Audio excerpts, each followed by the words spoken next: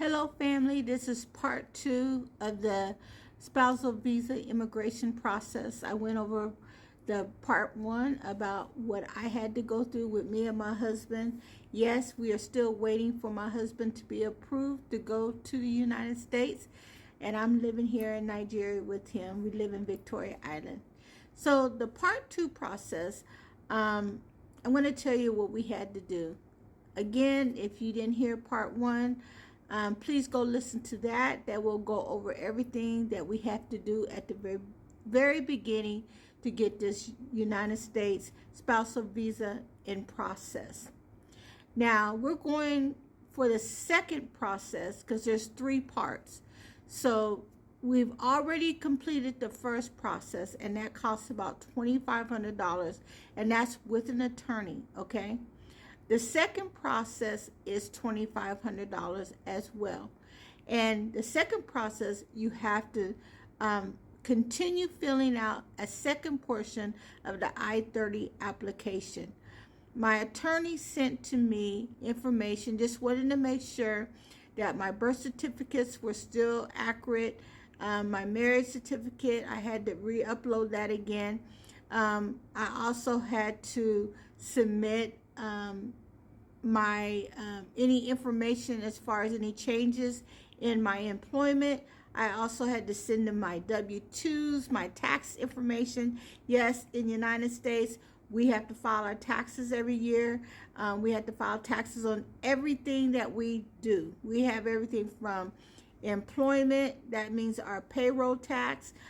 We have to do our mortgage. If you own a home, we have to do our property taxes. We have to do our health insurance. We have to show proof of our health insurance, our car insurance, that our car is registered for that year. You have to do a whole lot as a United States citizen to show that you can literally afford to have a person from another country come and stay with you. Because once they come, you have to be able to support them. So we had to do that process. Something that she added was that I had to go over the application, make sure the addresses were correct, because I know some addresses in another country is all kind of mixed up. It's not kind of organized like it is in the United States. So I had to make sure all the addresses were correct. I had to make sure they wanted to know, did he go to primary school, secondary school, and college. In the United States, we have elementary, middle school, and high school, and then college. They needed to know that. They needed to verify that he went through that school. And if he went further than secondary or into college, they need to verify he went through that as well. Again, I had to send his apprenticeship certificate that he had. I had to show proof that he was still working as a welder here in Nigeria. I had to show proof where I'm living at in Nigeria. I had to show proof that we have a bank account together here in Nigeria, that we have land here in Nigeria together. Anything that we have together as a married couple, I had to show proof to my attorney. This helps our marriage be more legit to the U.S. immigration process and Nigeria as well. Everything else, like I said, it costs about $2,500 with an attorney. You also have to pay according to your state. Now, I was in California. So according to my state, at that time, in 2024, I had to pay $585 for the state fees for the immigration, and for the federal, it was for like $350. Since then, in California, it's risen to $850 for the state, and it's like $550 for the federal. So that's something you got to think about. You have to pay for and then you have to pay for a fee for a U.S. citizen and whatever country that you're being married to, and it's Nigeria. So for me, I had to pay $150. For him, I had to pay $350, and that's because of Nigerian fees.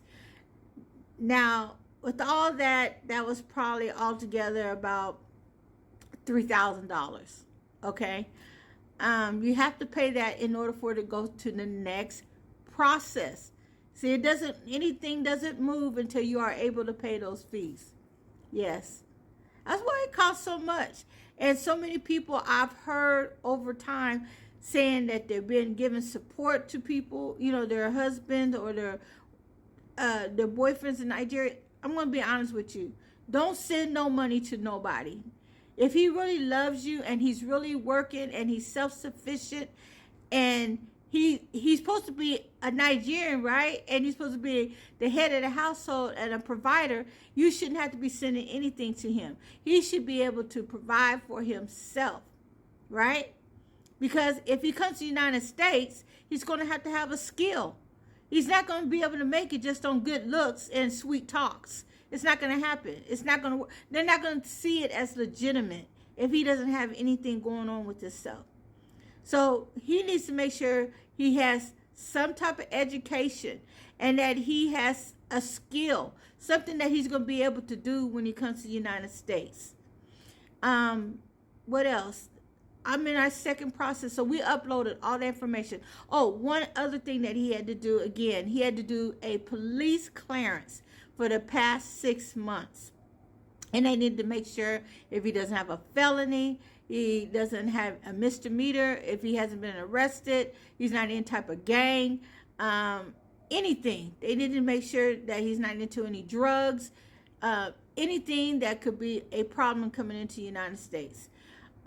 So the next process that we got to do is a medical clearance. That's what we're waiting on, the interview process. That's the third and final process. It's the interview process at the Nigerian embassy. He has to be able to submit all the documentation that we submitted to the attorney.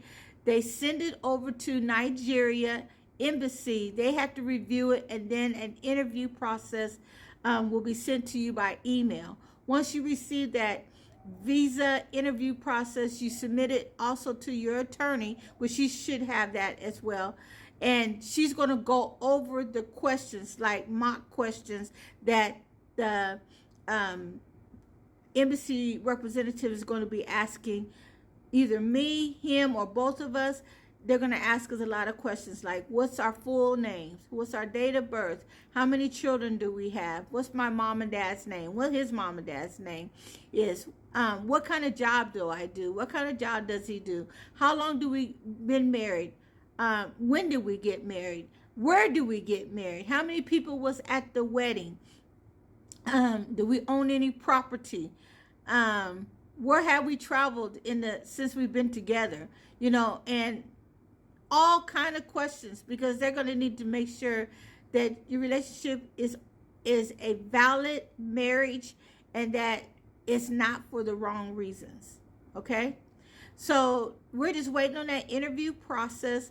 I believe that it's going to happen this year, and I'm hoping that it's going to happen this month or next month, that he can do the interview process. Then he has to do a medical clearance just to make sure that he doesn't have any disease, which he doesn't, or any other effects on his health. They're going to do a bioscan on his eyes, on his fingers, and in his body. That's just a medical clearance. And then he goes in for the interview process, and they could ask him one question, or they can ask him 5 questions. But to me, I'm very confident that it's going to go through, because we went through an attorney, and we have God on our side.